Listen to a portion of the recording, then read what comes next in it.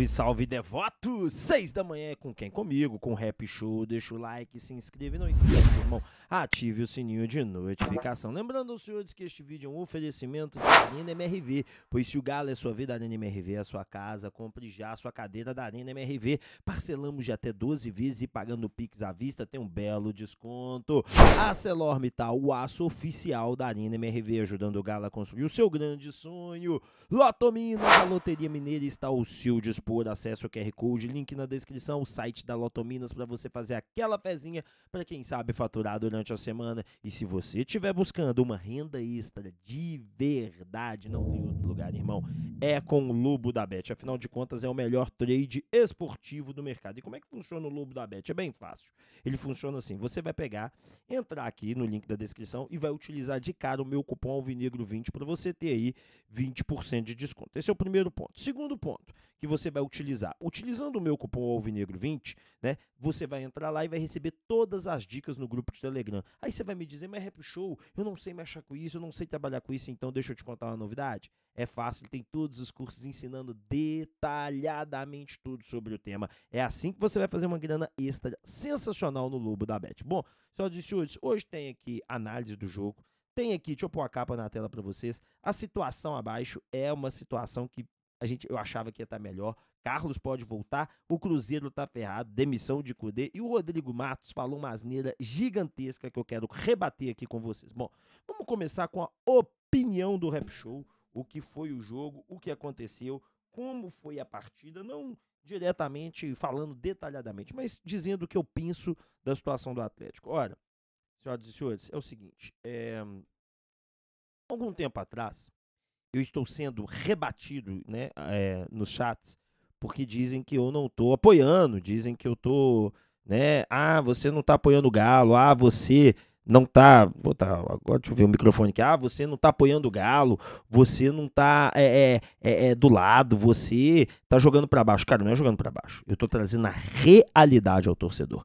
Quantas vezes vocês vieram aqui no canal Alvinegro e eu disse para vocês, gente, a coisa não tá boa ainda, tem que ter uma sequência de jogos. Você pega meio jogos e vai falar que o time jogou bem, não funciona assim, é diferente. Uma coisa é quando você está fazendo um primeiro tempo espetacular e você está ganhando com tranquilidade e você joga um segundo tempo recuado, mas sai em contragolpes, oferece risco. O Atlético não era assim. Ou o Atlético jogava um tempo muito bem ou um tempo muito, muito, muito mal. Então, assim, não tem que, né, ter um questionamento, uma dúvida grande sobre como o Galo está jogando. O Galo não vem jogando bem, né? Ele joga um tempo. O último jogo, esse sim, esse pareceu que o Galo estava dando uma guinada, mas quando você está numa montanha-russa onde você sobe e desce, você não está indo para frente, você simplesmente está deixando o vento levar, e é o que eu sinto que o Galo está hoje. Hoje eu sinto que o Atlético está se deixando ser levado, que o Atlético está caminhando devagarzinho, que o Atlético está vivendo um momento, mas eu não sinto que o Atlético está fazendo excelentes jogos, né? O jogo passado foi contra o Aliança Lima, esse sim eu posso dizer que foi legal. Por quê? Porque foram 2 tempos bons, foi 2 tempos de domínio do Atlético. Mas o Cudê, ele não dá uma sequência para uma equipe. E eu trouxe lá no meu Instagram, se você estiver no meu Instagram, vai lá, uma imagem muito legal que mostra todas as escalações desde Atlético Paranaense, Libertadores até o jogo contra o Botafogo. Você vai reparar que Everson, lateral esquerdo e zaga e os atacantes é mais ou menos sempre o mesmo. O que modifica o tempo todo no Galo é a lateral direito, um revezamento constante, é um revezamento constante no volante, no primeiro volante, e dos 3 meias. Então você tem 6 jogadores revezando constantemente. E quando você fica revezando um time constantemente como o Atlético faz, meu amigo, não vai dar liga. Não adianta você achar que vai dar liga, não adianta você achar que vai funcionar, não adianta, não irá funcionar. Esse é um fato. Pode chorar o tanto que for, pode brigar o tanto que for. Meio-campistas que não jogam junto, que não tem uma sequência junto, não funcionam, meu irmão. Essa é uma grande verdade. Bom, então, pelo menos, na minha opinião, o Atlético tem que melhorar demais. O Cudê tem que insistir com os mesmos jogadores. Ele, na coletiva dele, usou até o argumento chocoso, na minha opinião, que era o seguinte: mas eu joguei com o mesmo meio de campo que contra o Atlético Paranaense. No brasileiro, cara, pega todos os jogos, tem que ter uma sequência, tem que jogar. Era contra o time do Aliança, contra o Botafogo e dar sequência, 5, 6 jogos. Os jogadores não aguentam, meu amigo. Então, eu quero até ouvir o que os jogadores vão falar, que agora eu quero passar a coletiva dos jogadores. Senhoras e senhores, vamos passar a coletiva dos jogadores, afinal de contas eles falaram, deram a opinião dele. Vamos começar escutando o Patrick. Patrick, o que a gente pode dizer, né, desse jogo? O Atlético mais uma vez perdeu algumas oportunidades, né, e sai com essa derrota. Fizemos um início bom, mas ali na metade do primeiro tempo já começamos a baixar rendimento, perdemos algumas oportunidades e o Botafogo aproveitou as suas. Fizemos um jogo diferente dos jogos que a gente vinha fazendo, de competir, de propor o jogo, de finalizar. Acho que hoje foi de tudo muito pouco que a gente produziu e acabou dando a vitória para o adversário. Hoje foi um jogo diferente, né? Porque a gente viu o Atlético ser muito atacado. O Everson fez grandes defesas. O que você acha que faltou ao Atlético? Então, como eu disse, né, foi um jogo diferente do que a gente vem apresentando. Eu acho que a gente atacava mais do que era atacado, e nesse jogo eu acho que pelo Botafogo estar em casa, também a obrigação deles propor o jogo, e a gente acabou perdendo algumas divididas que deu volume de jogo para a equipe adversária e acabamos sofrendo ataques e fizemos um jogo que a gente não está acostumado a fazer, que não vinha fazendo nos últimos jogos.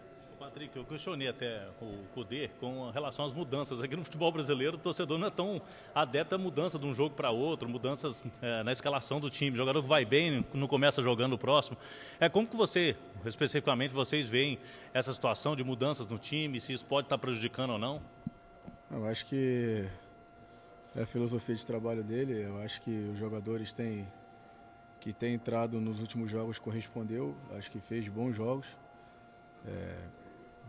Viemos de 2 vitórias, então acho que não dá para dar um parâmetro assim, então a gente tem que esperar mais um pouquinho, entender uma sequência, ver se realmente isso está afetando e buscar uma solução. Mas eu acredito que nos últimos jogos jogaram equipes diferentes e a gente manteve o nível, então acho que a gente tem que entender que quem está dentro de campo, independente de quem for escolhido, se vai jogar 2 jogos ou um jogo sim e outro não, tem que entrar e tem que dar o melhor para representar a camisa do Galo.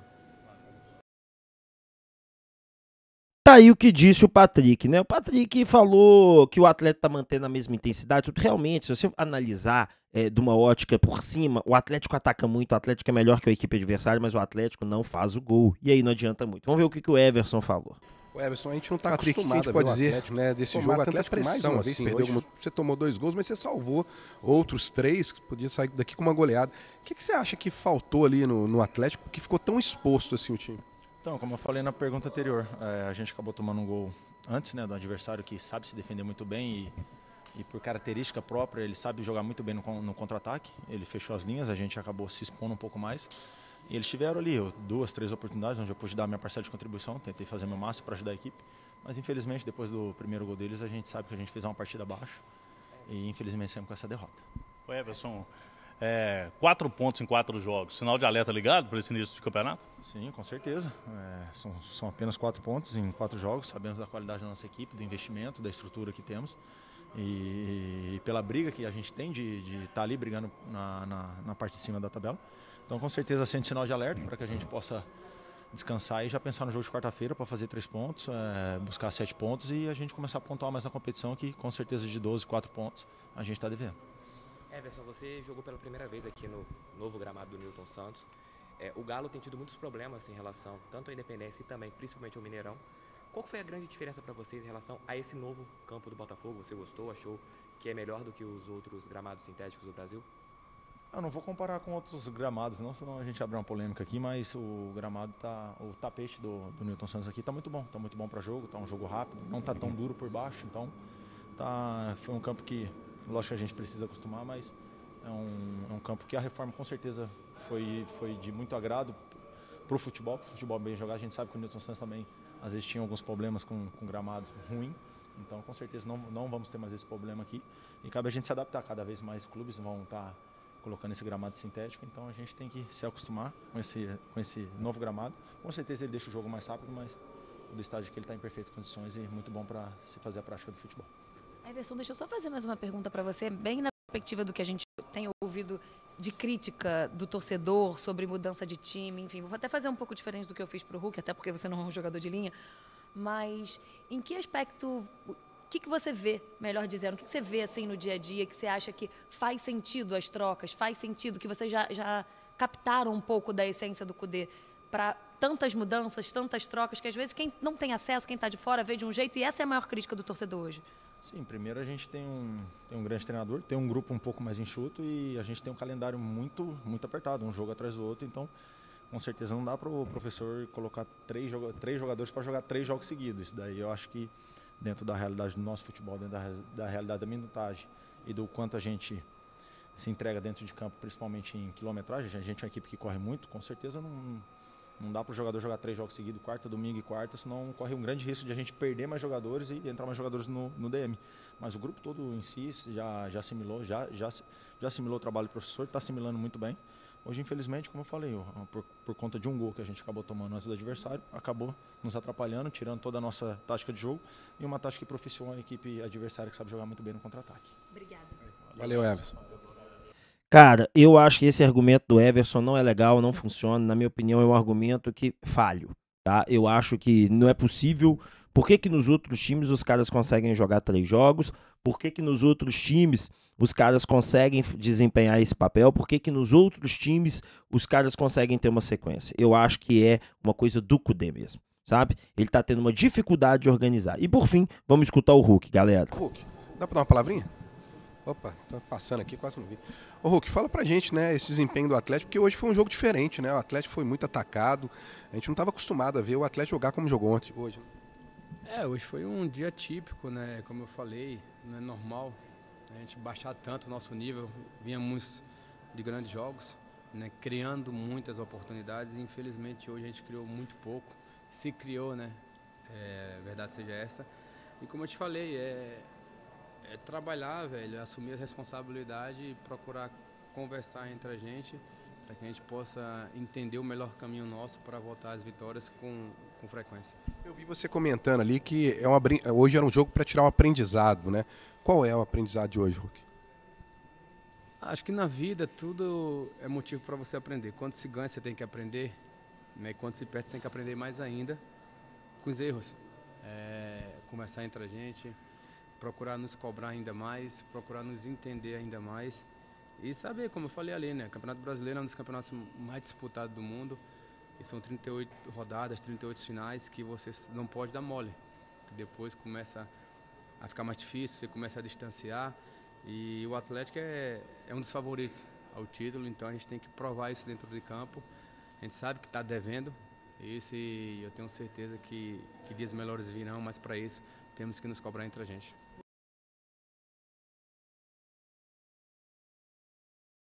Tá aí, né? A opinião do Hulk, eu vou falar bem, pelo menos foi sincero, né? Não jogaram nada e não jogaram mesmo. Bom, bora pro próximo tema que eu vou acelerar pro vídeo não ficar grande, bora lá.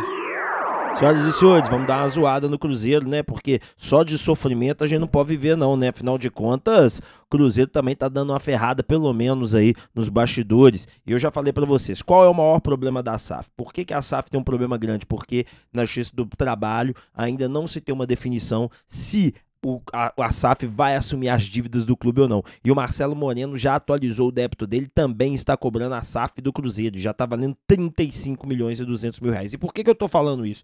Para poder o cruzeirense, né, que fica te zoando, que tem endividado, saber a verdade, e para você ter uma ideia do seguinte, é importante demais que o Atlético quite todas as dívidas para justamente, ou faça acordo, para justamente não ter problema com penhora na SAF. Bora pro próximo tema. Senhoras e senhores, muitos de vocês estão me questionando a questão do Carlos, se o Carlos vai poder voltar pro Galo e tudo por quê? Porque ele rendeu uma grana boa aos cofres atleticanos. No ano passado, pela venda que ocorreu, o Carlos rendeu ao Atlético 8 milhões e ele tá matando a pau, tá jogando muita bola por lá. Mas vamos lembrar, senhoras e senhores, é o fraco futebol árabe, não é o mesmo nível do futebol brasileiro, né? Então assim, mas o time lá que é campeão é muito bom. Sim, mas você pega a liga toda não é boa. Você tem que analisar a liga, não o time melhor de todos. E eu não acredito que o Atlético nem tem interesse, pelo menos eu perguntei, falaram que nunca nem cogitaram a ideia, e nem sei se o Carlos quer voltar, tá feliz, tá ganhando grana por lá. Bora pro próximo tema, fala de bilheteria. Senhoras e senhores, bilheteria. O que está acontecendo nesse momento aí? O Atlético faturou, nesse momento, mais de 10 milhões de reais em bilheteria no ano, tá? E esses 10 milhões aí é fazendo rodízio no Horta, que o Atlético agora acumula mais de 10 milhões de arrecadação líquida. Só que enquanto o Galo faz sua conta, ele não faz a conta com arrecadação líquida, e sim com arrecadação bruta, e é 18 milhões. O Galo já arrecadou, desses 55 milhões, que o Atlético imagina faturar 18. Então tem uma chance boa de bater a meta desse ano. Tomara a Deus que o Galo bata a meta. Bora pro próximo tema. Gente, quero falar de Kudê, né? Pois vocês estão me questionando aí, e com razão, se o Kudê fica, se o Kudê cai, se o Kudê não sai do Galo. Senhoras e senhores, a informação que eu tenho é que o Kudê não corre risco de cair por conta da derrota para o Botafogo. Agora, se ele perder para o Cuiabá, aí sim a diretoria pode tomar. Não sei se vocês vão lembrar, o Turco caiu assim, né? Mas ele venceu o Botafogo e perdeu contra o Cuiabá, e aí foi demitido. Cara, se o Atlético não venceu o Cuiabá, eu temo lá, creio eu que o Kudê sim será demitido. Bora pro próximo e último tema. Gente, quero falar sobre a matéria que um jornalista paulista que escreve pela UOL, e aqui nós vamos estender rapidamente, nós vamos acabar esse vídeo com 18 minutos. Ele falou, a matéria dele é assim, ó: investimento artificial do Galo não deveria ser permitido em liga saudável. E ele começa assim, ó: o Atlético fechou o ano de 2022 com uma dívida líquida de 1,5 bilhão. Houve um aumento de 824 milhões do débito do Atlético em 3 anos. Isso é, desde a final de 2019, que o valor era 747. E é o período em que os mecenas do clube entraram. O porquê que houve o aumento dessa dívida, se eles são mecenas, ele pergunta. Na realidade, o dinheiro não foi doado, foi emprestado. Primeiro, isso ocorreu diretamente pela família Demin, depois foram financiados por banco com aval. Primeira coisa que ele fala aqui que não é verdadeiro. Não houve doação mesmo, porque doar dinheiro é dar de graça. Mas o dinheiro da família Menin foi emprestado sem juros e sem correção. Então é o melhor dinheiro que existe. O restante realmente foi emprestado. Para se ter uma ideia, os empréstimos somam os 843 milhões em 22, enquanto em 2019 eram 319 milhões. E aqui que está o problema. Não, aí deixa eu acabar de ler. Esses recursos foram usados, que aqui que vem a palhaçada, foram usados basicamente para bancar um time em que o Galo não tinha condições de pagar em suas receitas. É uma alavancagem. Nas contas, o Atlético até registra de superávit por causa de receitas contábeis, seja a valorização ou reavaliação do patrimônio, mas não é dinheiro mesmo para o caixa. O que ele fala aqui não é verdadeiro, porque o orçamento do Atlético, sim, permite que o Atlético banque o seu time. O problema é que nós chegamos na encruzilhada judicial. E o que é uma encruzilhada judicial, para você entender? É o momento em que as dívidas não tem mais como você fugir, postergar com recursos. É o momento que ou você paga ou você tem tudo penhorado. E se o Atlético não se socorrer de empréstimo, meu irmão, podia ter um time custando R$1 milhão que não ia pagar. Porque a partir do momento que você tem um time inferior, que não tem receita, que não é bom, o que começa a acontecer? Os patrocinadores somem, ninguém compra camisa, tudo vai diminuir. E aí o que acontecer? A receita do Atlético é para ir para uns 150, 100 milhões, igual a do Cruzeiro caiu. E aí, meu amigo, não era R$1,5 bilhão que a gente ia dever, não. A gente ia dever era 2 bilhões, 2,5 bilhões, porque ia ser penhora, paz, penhora, ia acabar o Atlético. O Atlético costuma ter receita na casa de 300 e 350 milhões. Isso não é verdade. Desde 2020, a receita do Atlético é sempre superior a 400 milhões. Até houve um crescimento de rendas durante o período, fechou em 429, ou seja, não fala toda a verdade. O valor, no entanto, não é compatível para os investimentos. Outra mentira, porque o dinheiro que o Atlético fez de investimento para comprar os jogadores foi sem juros, ou seja, é um empréstimo da família Menin sem juros. Então, assim, é uma conversa. E ele faz um exemplo, é o presidente do Palmeiras, Maurício Gagliotti, que disse que gostaria de contratar o Hulk, mas não sabia se dinheiro para pagar. Detalhe, a receita do Alverde é quase o dobro da atleticana. Sabe quanto que o Palmeiras deve? 829 milhões. E detalhe, o Maurício Gagliotti, segundo todos diziam, tinha acabado com a dívida do... Ou seja, gente, tem muita conversa fiada. Eu vou trazer mais sobre isso aqui depois. Mas, gente, é uma matéria que ela pega dados, mas não dá a realidade real. Ela não coloca a transparência dos fatos. É o Eixo, mais uma vez, atacando aí o Atlético. Simplesmente por quê? Porque dá sucesso. Essa é a grande verdade. Deixa o like, se inscreva, ative o sininho de notificação e meu muito obrigado. Valeu!